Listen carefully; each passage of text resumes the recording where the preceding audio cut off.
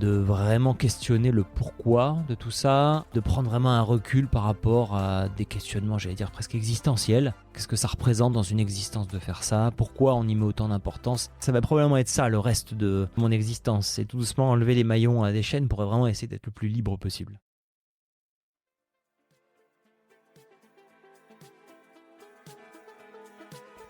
Hello, moi c'est Victoria, une éternelle optimiste qui tente de placer l'émerveillement au cœur de l'écologie.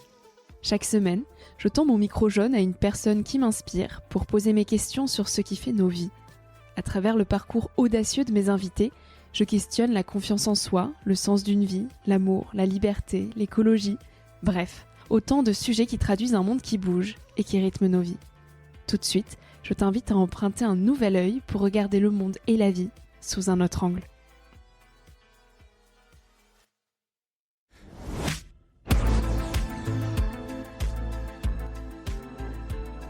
Je suis entièrement sous l'eau. La pointe de mes cheveux effleure la surface toute proche. Je les sens danser librement. Les bras se déploient avec légèreté, les mains se délient, dialoguent avec le fluide. Les pieds qui reposent à peine sur le fond ajustent leurs appuis. L'équilibre est rétabli. Le corps que la gravité a cloué sur terre retrouve ses réflexes aquatiques. Je reste ainsi quelques secondes dans une immobilité relative en forme de recueillement. La mer m'a tant manqué. Ce sont les mots de Guillaume Néry. Après avoir battu à 4 reprises le record du monde d'apnée en profondeur, et après avoir tenu 2 fois le titre de champion du monde, il plonge aujourd'hui aussi profond sous les mers qu'en lui-même. Parce que le risque met en lumière la nécessité, les records ne sont plus tant ce qui compte pour Guillaume Néry. Ce qui lui importe, c'est une quête qui va bien au-delà des records. Une quête de contemplation, un lieu de création, un espace intime qui tisse un art de vivre. S'il retient son souffle sous l'eau, c'est pour se sentir en vie. Il s'immerge pour prendre un nouvel élan, s'abandonne corporellement pour laisser les pensées dériver avec le courant. Après un accident de plongée qui a failli lui coûter la vie, Guillaume Néry a rapporté des profondeurs, des enseignements qui initient son cheminement intérieur. Et il nous en parle aujourd'hui. Avec Guillaume dans cet épisode, on parle d'apnée, de présence à soi et d'écriture. J'espère que cette écoute t'invitera à plonger dans tes mers intérieures. Tu es prêt ? Je suis prêt. C'est parti, on y va. Bonjour Guillaume. Bonjour. Enchantée. On a enfin réussi à se rencontrer. Je suis donc avec Guillaume Néry. Tu es apnéiste français iconique, double champion du monde et tu as battu 4 fois les records de plongée en profondeur. Ça, c'est les casquettes qu'on te met et on te présente tout le temps comme ça quand on te tend un micro. Aujourd'hui, j'aimerais savoir comment est-ce que toi, tu voudrais te décrire à celles et ceux qui nous écoutent sans parler de l'apnée. Qui tu es en termes de valeur. Disons que je suis avant tout quelqu'un d'extrêmement passionné et de jusqu'au boutiste. Donc, quand je mets un pied dans quelque chose, j'essaie de le faire à fond. Donc, il se trouve que il y a une rencontre avec l'apnée et que j'ai absolument tout investi sur cette discipline. Et c'est un peu comme ça que je vois mon parcours de vie. En tout cas, j'essaye d'avoir gardé cette même philosophie-là. Donc, un amoureux éperdu de beaucoup de choses que j'essaie de mener sans aucune limite. Il y a de l'obstination aussi pour arriver à battre des records comme ça. Oui, il faut de la passion, mais est-ce qu'il faut être un peu têtu même ? Oui, c'est certain. Il y a aucun chemin n'est une toute belle ligne droite tracée et il faut être obstiné pour accepter que ça prenne du temps, accepter de franchir les obstacles, les difficultés. Faut de la patience aussi. Et c'est extrêmement important parce que l'obstination trop forcée peut vouloir nous amener à aller trop vite et à ne pas prendre le temps de certaines étapes nécessaires de frustration, de compréhension. Et je dois beaucoup à ce parcours d'apnéiste aujourd'hui dans mes autres projets où parfois c'est long, parfois on se plante, parfois on stagne et ça ne veut pas dire qu'on échoue, ça veut dire qu'il faut laisser le temps au temps. On va en parler, notamment du fait que pour toi l'apnée est même devenue une philosophie de vie. Mais avant toute chose, il y a une question que je pose à tous mes invités en introduction. Qu'est-ce que la vie t'a appris jusqu'à aujourd'hui ? Moi, je dirais que la vie, l'existence, d'avoir juste la chance de pouvoir l'expérimenter, je dirais la gratitude. Faut être capable, je pense, chaque jour, chaque matin où on se lève, de vraiment être reconnaissant, d'être en bonne santé, d'être là, de pouvoir témoigner, de pouvoir avancer, parce que voilà, la vie elle passe en un claquement de doigts, et je pense que c'est ce que pour l'instant m'a appris mon existence. Donc la vie te l'a appris, ou est-ce que c'était aussi un trait de ta personnalité, de ton caractère que tu as depuis tout petit ? Je suis naturellement assez enthousiaste par rapport à la vie, globalement, mais c'est important de prendre vraiment cette conscience de sa fugacité, de sa préciosité, de la vitesse à laquelle elle passe, et donc pour embrasser absolument chaque instant. Ça demande d'être dans la présence, ça demande de savoir ralentir, s'arrêter, observer, et se dire c'est quand même incroyable tout ça. Je le dois à ma discipline, je pense. Je le dois à cette discipline qui m'a permis l'introspection, qui m'a permis une approche assez méditative de certains instants de vie. Je le dois à la chance que j'ai pu avoir de m'immerger, de me plonger dans un contact étroit avec la nature, avec les éléments bruts qui nous mettent dans notre condition de vulnérabilité. Et ça, je pense que c'est aussi essentiel, cette humilité, c'est sentir qu'on est vulnérable pour pouvoir apprécier absolument tous les instants de la vie. Je le dois à des lectures aussi qui ont déclenché des choses, des réflexions. Et tu le dois peut-être aussi à ton enfance et à ton éducation, notamment tu as grandi à Nice, au plus près de la Méditerranée. Est-ce que ça a conditionné, façonné l'enfant et donc l'homme que tu es aujourd'hui ? Oui, il n'y a pas que la Méditerranée qui a conditionné cela. Oui, c'est vrai qu'aujourd'hui, quand je me demande d'où je viens, je dis toujours Nice, mais j'ai presque envie de dire je viens de la Méditerranée, presque encore plus. Mais dans l'enfance, mes parents m'ont énormément amené dans la nature, dans toute forme de nature, y compris la montagne, même plus la montagne. Et on a la chance à Nice d'avoir cette proximité entre les sommets 3000 mètres, le parc national du Mercantour et la Méditerranée. Et donc, une existence un peu ballottée entre ces deux univers de nature.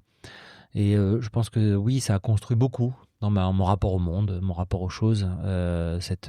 J'allais dire cette existence verticale, parce qu'en plongée, on est dans la verticalité, en montagne, on est aussi dans la verticalité. Et puis Nice, finalement, c'est un peu au milieu. Et alors, l'existence horizontale, c'est quoi ?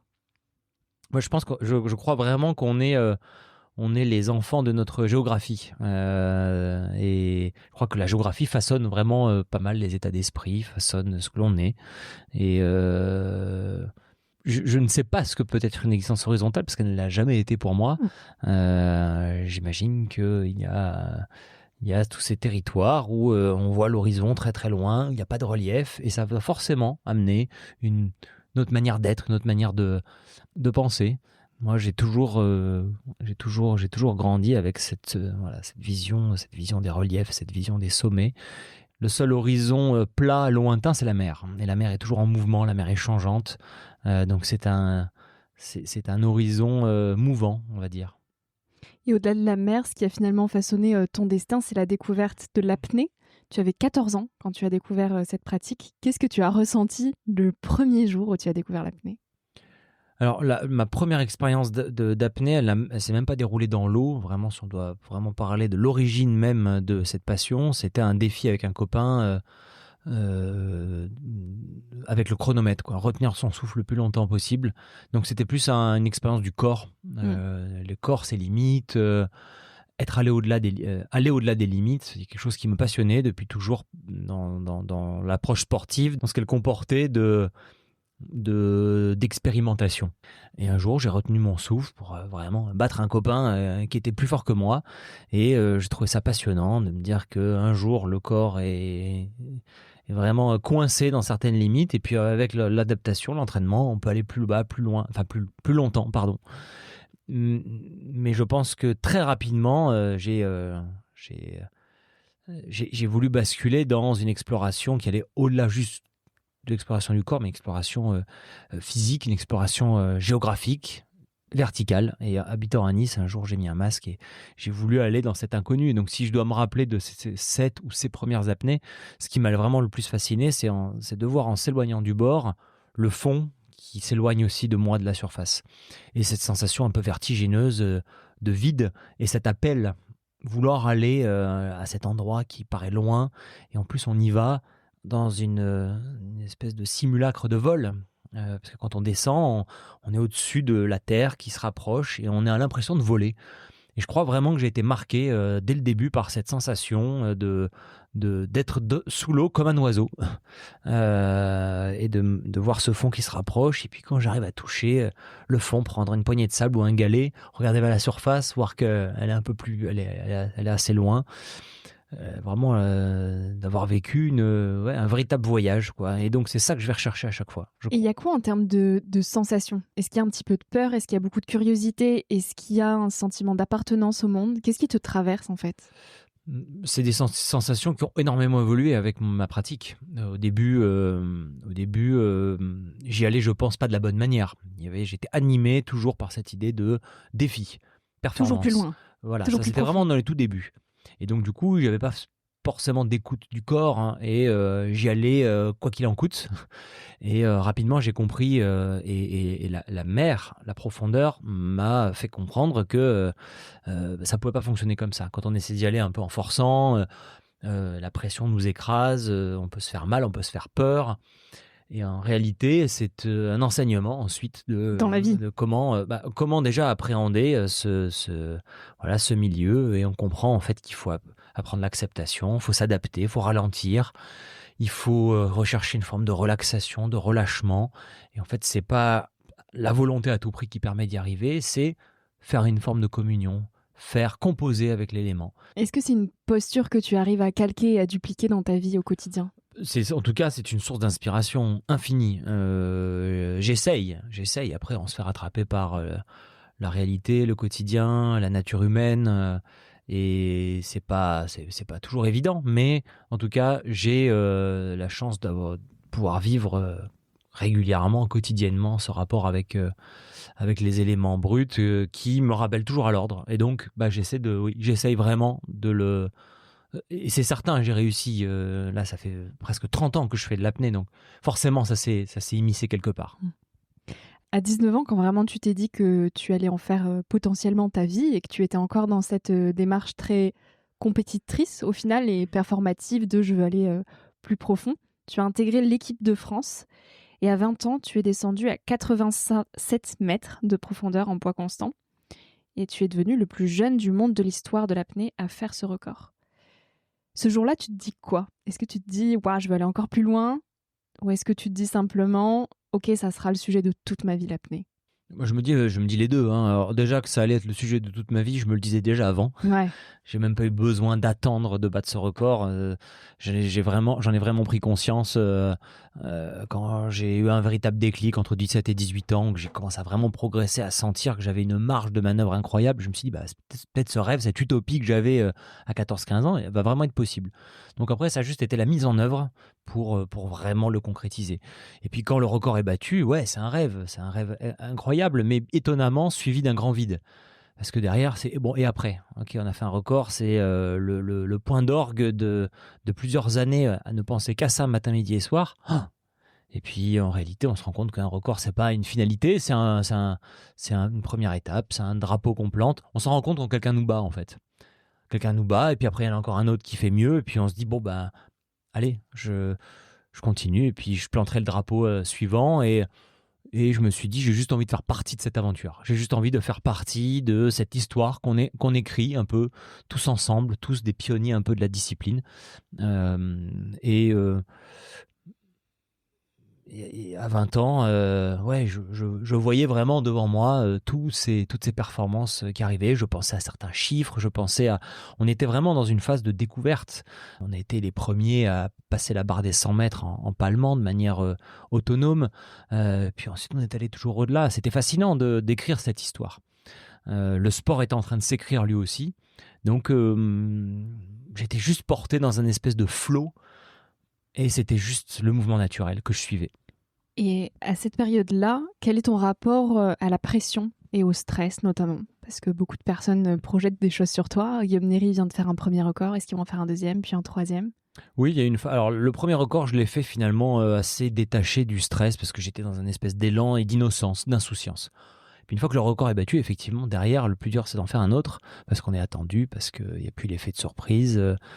On porte beaucoup d'espoir sur nous. Et oui, j'ai eu une petite période de quelques années où c'est très compliqué de gérer le stress. J'arrivais à progresser, en tout cas dans les entraînements, et physiquement et mentalement, j'arrivais vraiment à aller toujours un peu plus bas. Mais le jour où il fallait concrétiser de manière très officielle, très très compliqué. C'est une discipline, l'apnée, où le maître mot, c'est l'économie d'énergie. C'est de consommer le moins d'énergie possible, d'être le plus calme possible. Et donc forcément, la tension d'un événement, c'est complètement antinomique avec la discipline. Donc ça demande vraiment de faire un énorme travail sur cette gestion-là. Et puis c'est venu avec des expériences, avec l'âge, avec des conseils reçus, avec une prise de distance. Et ça a été extrêmement enrichissant parce que ce sont vraiment des questionnements. Ça n'a pas été des techniques de préparation mentale qui m'ont permis d'avancer. Ça a été de vraiment questionner le pourquoi de tout ça, de prendre vraiment un recul par rapport à des questionnements, j'allais dire presque existentiels. Qu'est-ce que ça représente dans une existence de faire ça? Pourquoi on y met autant d'importance? C'est vraiment, on est à la frontière de la psychologie, de la philosophie, beaucoup plus que le côté très technique de la préparation mentale. En tout cas, moi, ça n'a pas marché. Il a fallu vraiment prendre du recul. Est-ce que c'était une manière finalement aussi de te prouver des choses? C'est certain. C'est certain. Dans le moment, on s'en rend pas vraiment compte. On se dit, oh bah non, c'est juste la poursuite d'une passion. Alors évidemment qu'il faut la passion au départ, mais derrière, avec le temps, avec le recul, oui, je me rends compte que y a des raisons, il y a plusieurs raisons qui se superposent. Le tout, c'est d'arriver à les faire toutes coexister, être lucide, honnête par rapport à ces raisons. Et même quand j'ai commencé l'apnée.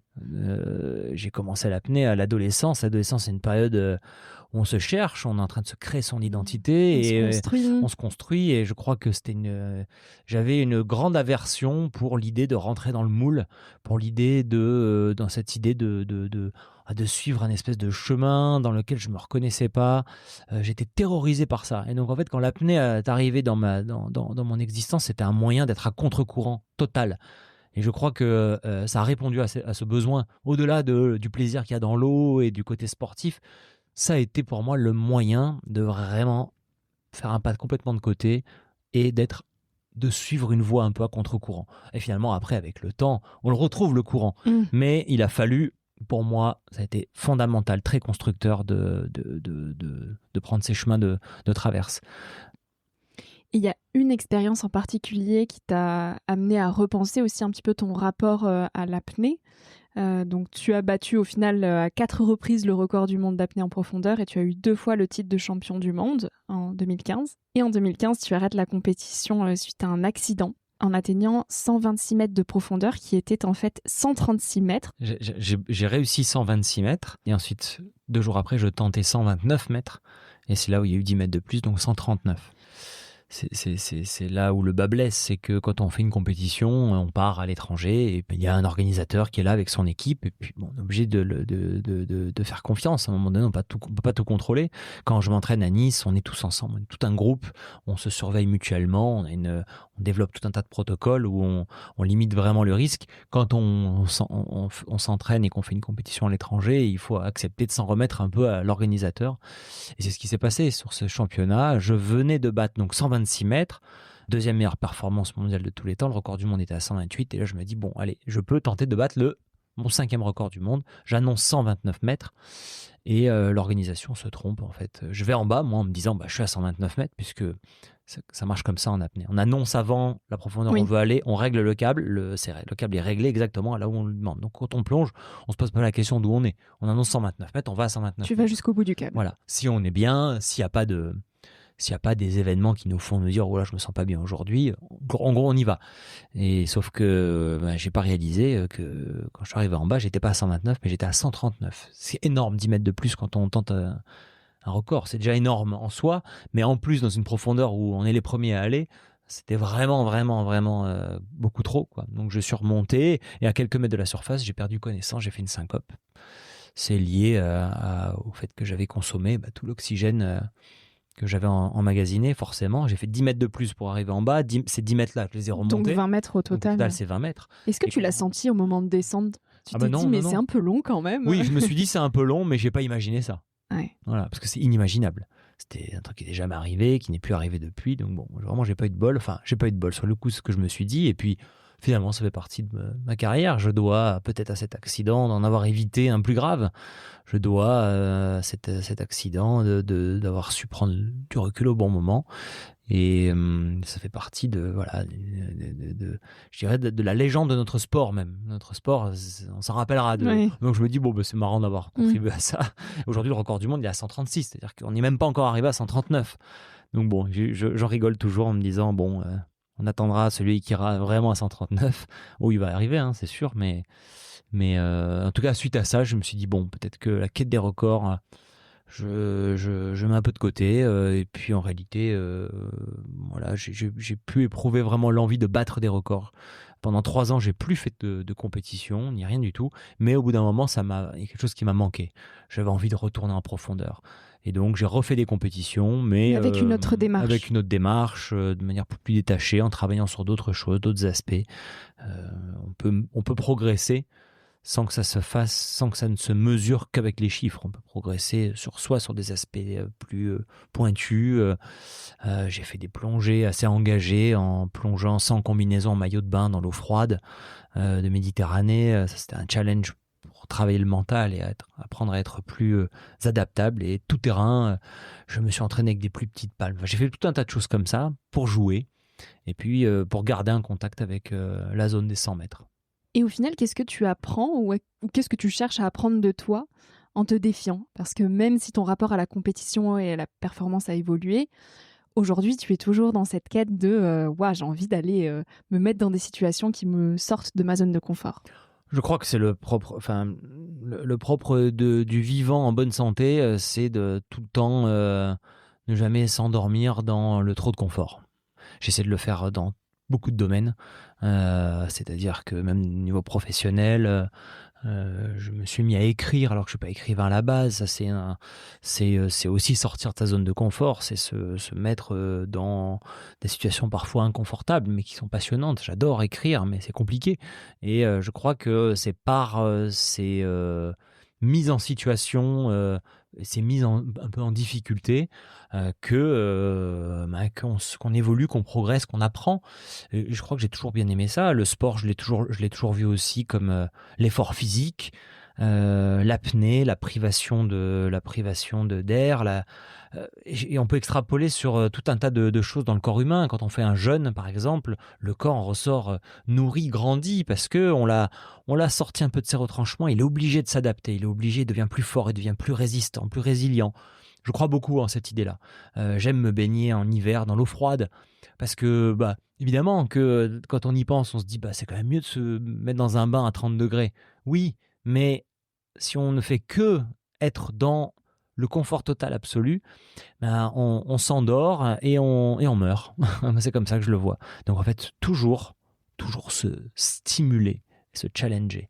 Et à la fois, l'extrême dans l'autre versant peut aussi être dangereux et mener à la mort. Où est-ce qu'on trouve la limite au final entre le fait de pousser son corps dans des retranchements et des sorties de zone de confort tout en l'écoutant et en trouvant une forme d'équilibre? C'est toujours ce rapport de la limite. Moi, j'ai jamais dit que j'allais au-delà des limites. Je dis que j'essaye de toujours garder une certaine marge avec la limite, et en fait, la limite se déplace, et moi, j'avance avec elle.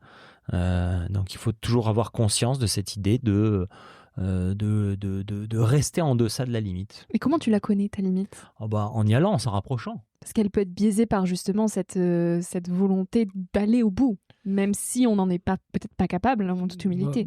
Parce que en apnée, je pense que en fait, la sentence, quand on va au-delà de la limite, elle est un peu traumatisante. Quand on va au-delà de sa limite, au niveau de la gestion de notre quantité d'air, on fait une syncope. Symboliquement, la syncope, c'est la mort. Hein. Et tu l'as vécu, donc. Et je l'ai vécu. Et c'est pas quelque chose qu'on cherche.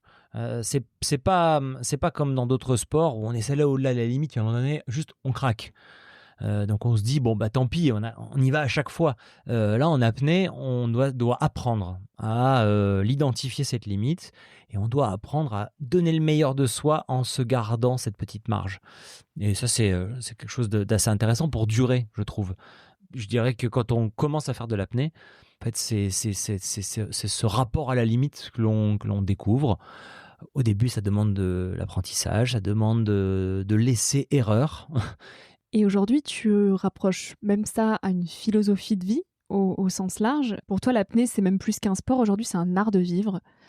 Pourquoi ? Bah, je pense que c'est le propre de toutes les disciplines où l'élément naturel est très présent.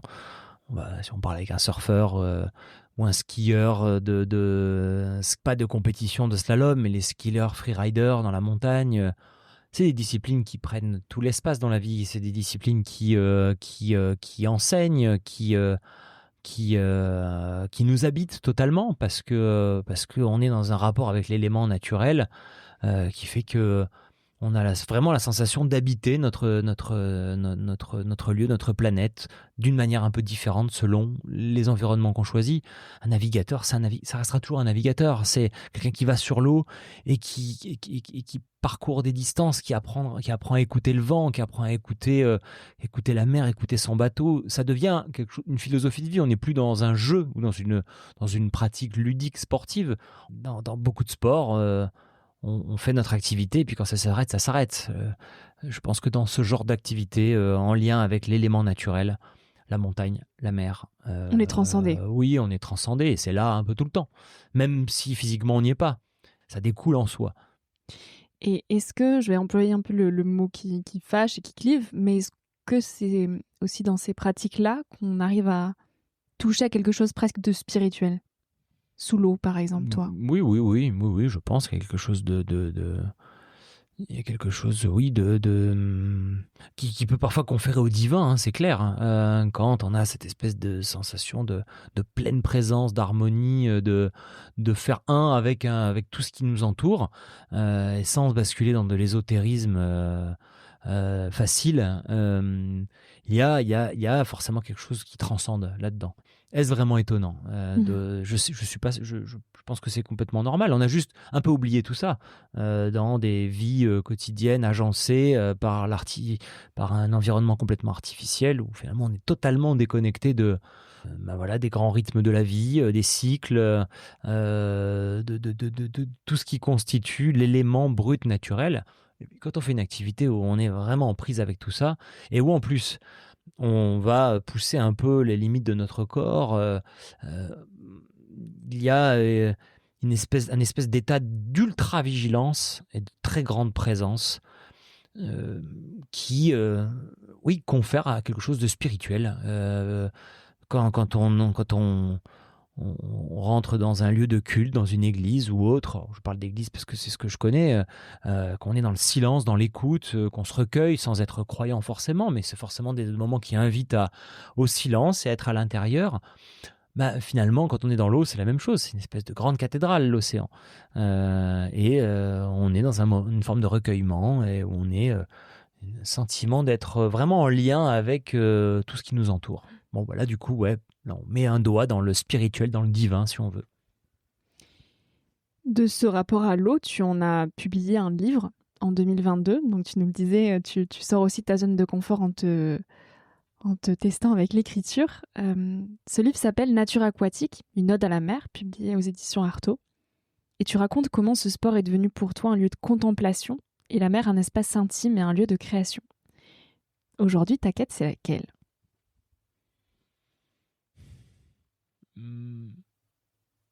Elle n'arrête pas d'évoluer, cette quête. Il n'y a pas une quête vraiment bien définie. Je dirais la quête, c'est de toujours être en adéquation avec ce qui nous fait nous réveiller le matin et vibrer, quoi. Je vois pas un espèce d'aboutissement final qui sera un point final. Après, ce serait tellement triste d'y arriver. Donc, c'est arriver quotidiennement à être parfaitement aligné avec ce qui importe et avec avec nos valeurs, avec les gens avec lesquels on s'entoure et avec ce qui occupe notre esprit quotidiennement. Voilà, aujourd'hui, je suis vraiment animé par cette idée de transmettre en écrivant des choses, raconter des choses. C'est vraiment me réveiller le matin et me dire que je vais écrire et que je vais aller faire du sport. Je vais aller bouger, je vais aller soit en mer, soit sur mon vélo, ou soit... Et qu'il y aura un peu de tout ça et que je serai entouré des gens que j'aime. Ben voilà, j'ai pas besoin de plus. Et en fait, être dans le processus d'écriture, ça c'est une quête. Arriver à finir un livre, mais il y en a déjà d'autres qui sont en train de naître aussi quelque part dans un coin de ma tête. Tu écris tous les jours en ce moment ? Alors, j'écris tous les jours.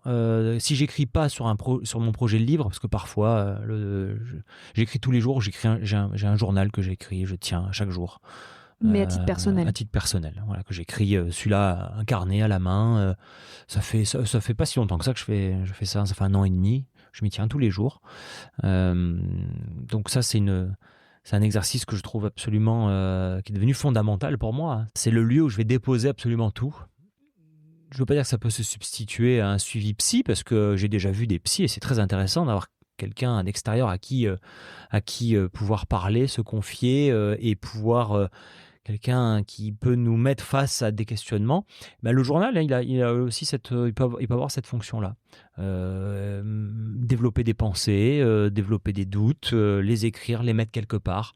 Donc j'aime beaucoup avoir cette petite routine. Avant, j'étais passionné de photos, j'avais un journal photographique, je prenais une photo tous les jours. Chaque jour une photo. Bon, je suis un peu obsessionnel sur ce genre de choses. J'aime beaucoup l'idée de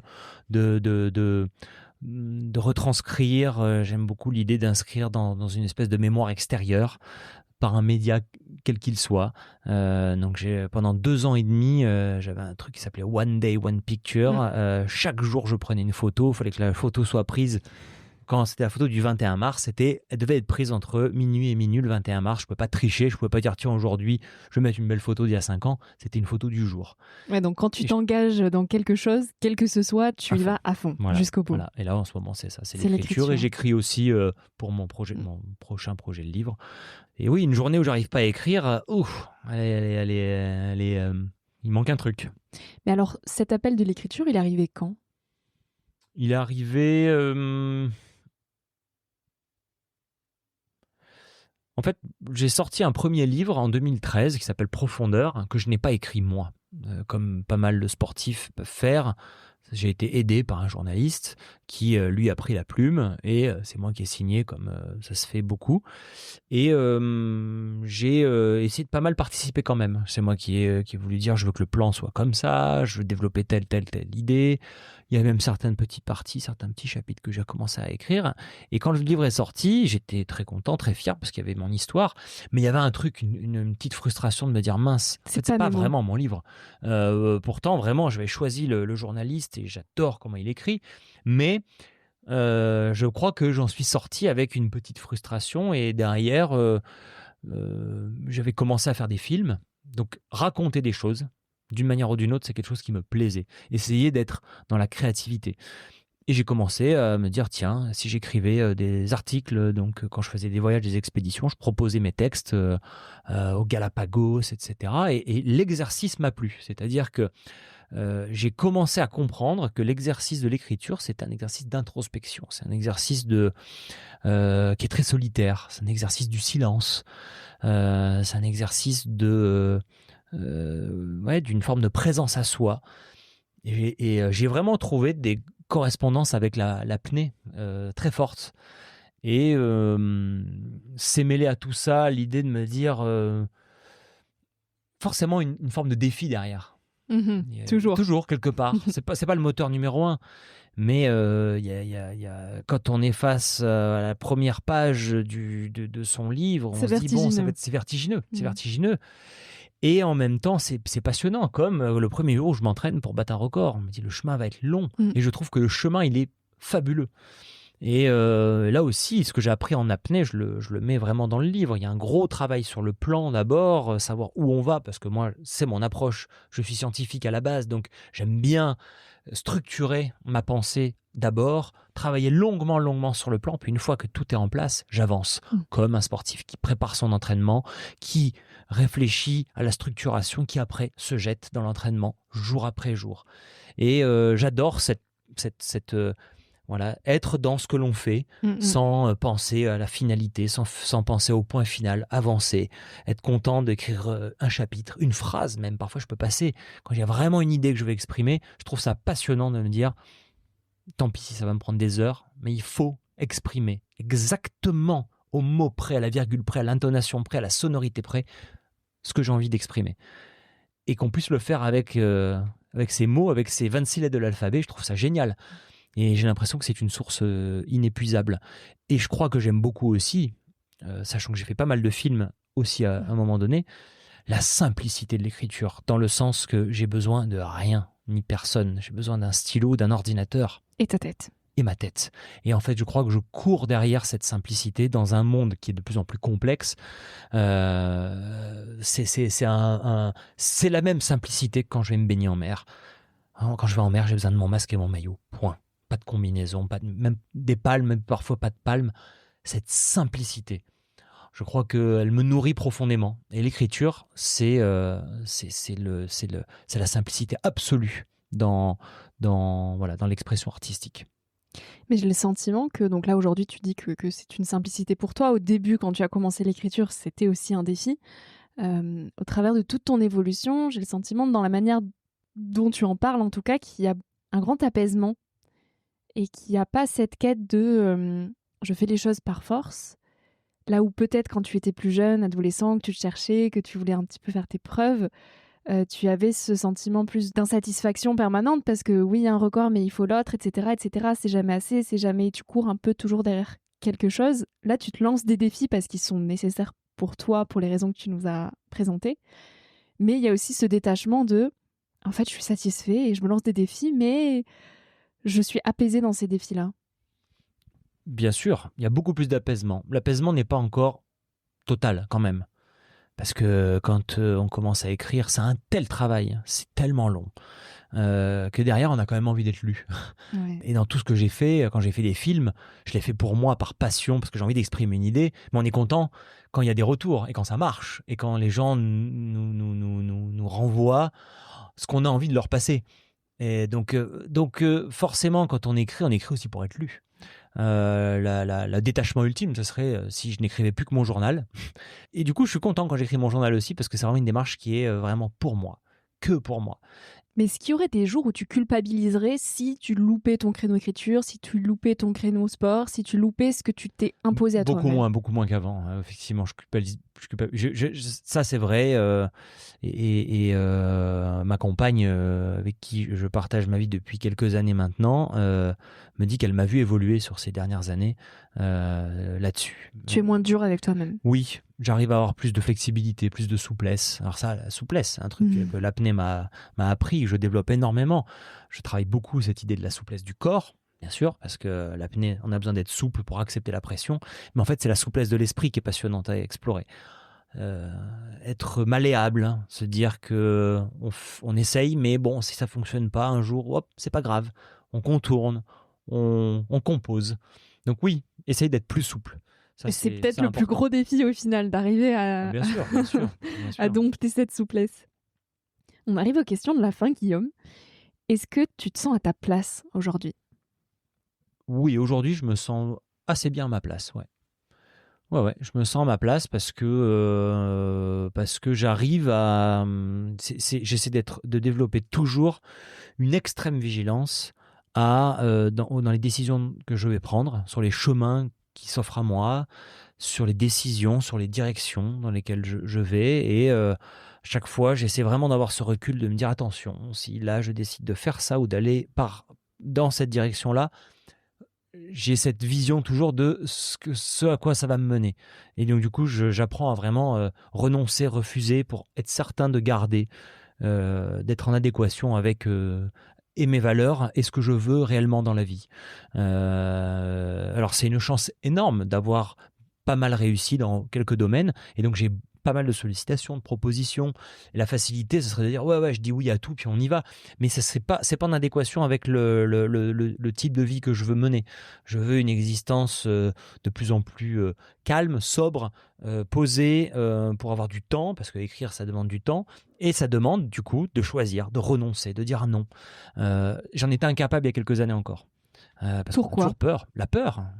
Mais la peur de quoi ? La peur que tout s'arrête, la peur que ça fonctionne plus, la peur qu'on a mis en place pendant tout un tas d'années une vie un peu alternative et que ça ne marche plus.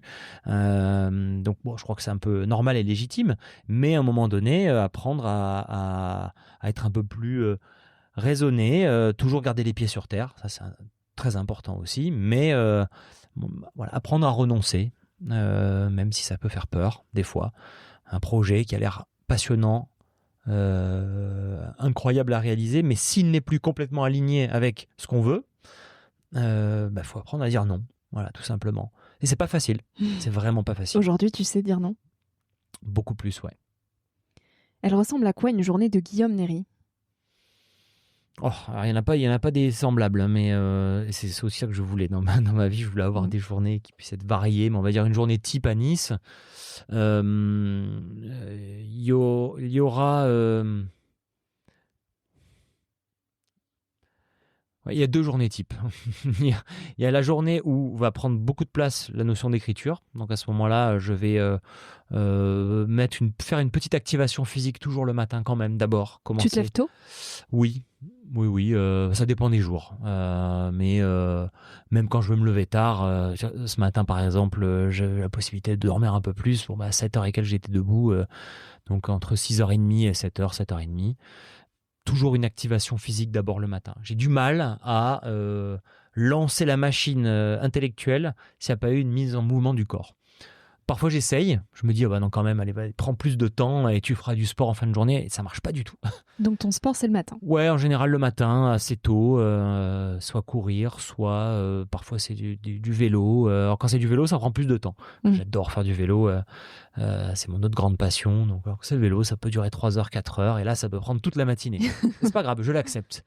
Mais sinon, c'est jusqu'à 9h, 9h30, 10h. Ensuite, je me pose à mon bureau pour travailler, pour écrire. Je sais que je vais être efficace sur 3 heures, 4 heures. Parfois, j'espère un peu plus, 4 heures, 5 heures. Ah, c'est quand même des gros créneaux écriture. J'essaye. 1 heure, ça marche pas. 1 heure, ça marche pas. On n'a pas le temps de rentrer dedans. Il faut au minimum 2 heures, 3 heures. Et puis parfois, quand je peux, je déborde un peu. Mais il y a toujours au milieu des petites séquences. Il faut que j'aille marcher, il faut que j'aille manger un bout.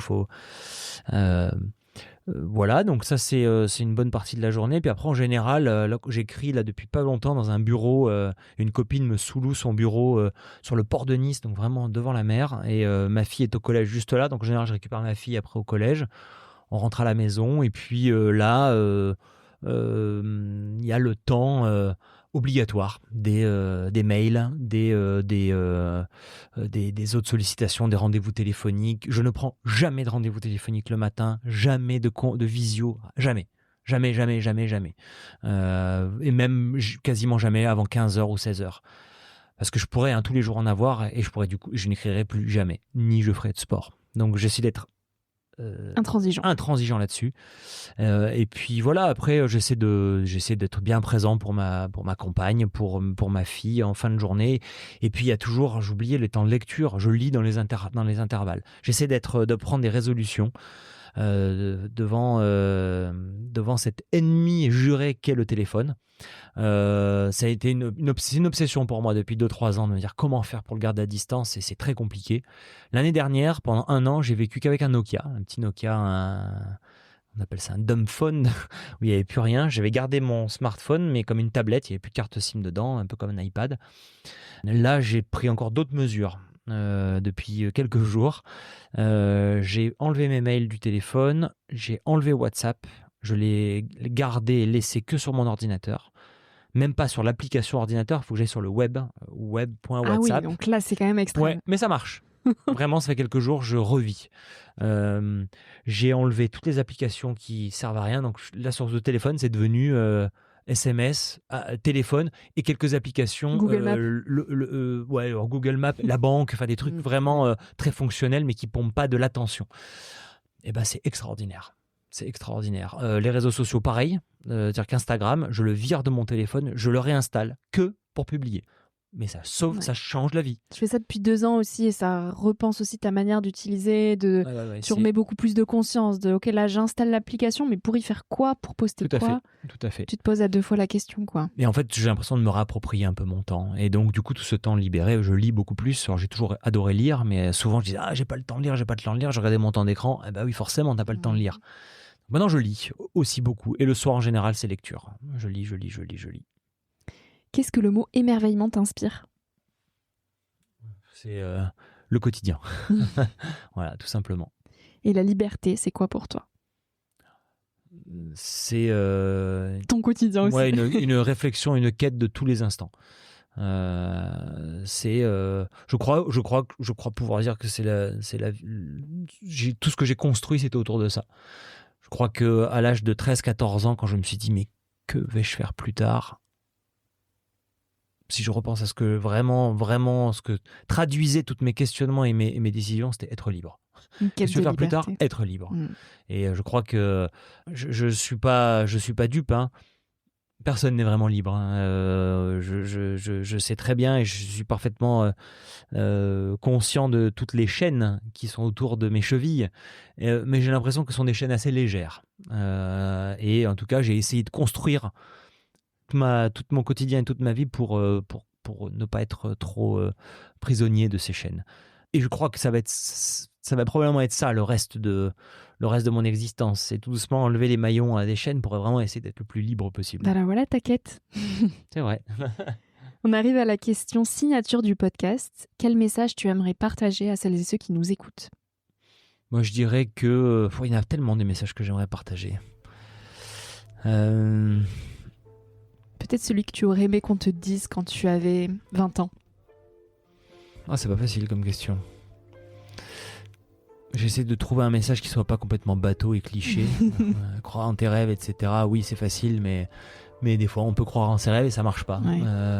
Parce que il faut rester extrêmement lucide là-dessus. Il y a une part de chance aussi. Donc, je dirais être extrêmement ouvert à ce qui nous arrive et ne pas avoir peur de saisir des chances, des moments, des opportunités. Ne pas avoir peur, je dirais, d'être un peu à contre-courant. Ne pas avoir peur d'essayer de la nouveauté en permanence. Être curieux. Oui, voilà, c'est ça que j'ai envie de dire. Soyez curieux. Toujours s'ouvrir. Ne jamais s'enfermer dans « c'est pas pour moi ». En fait, il y a toujours un truc à ouvrir, à regarder, à observer, à essayer, à apprendre, qui viendra compléter notre existence. Et c'est en étant le plus curieux possible qu'on peut avoir la chance de trouver vraiment ce qui nous fait vibrer, ce pourquoi on est, ce pourquoi on va être un peu mieux que les autres. Et pour ça, il faut rester extrêmement ouvert. Merci Guillaume pour tous ces précieux partages et merci aussi d'incarner l'exemple du fait qu'on peut réaliser nos rêves. Merci pour tout. Merci. Si ce moment t'a plu et nourri, je t'invite à le partager, à laisser quelques étoiles sur iTunes et Spotify ou à faire une story sur Instagram en identifiant Nouvel Oeil et mon invité de la semaine pour que l'on puisse te repartager. En attendant de se retrouver lundi prochain, tu peux suivre au quotidien mes aventures directement sur Instagram ou le site internet www.nouveloeil-podcast.com. Depuis ce site, tu pourras aussi t'abonner à ma newsletter. J'y partage des inspirations et des petites choses plus personnelles qui font mon quotidien. En attendant le prochain épisode, je te souhaite de savourer la vie comme il se doit et surtout de faire des choses folles.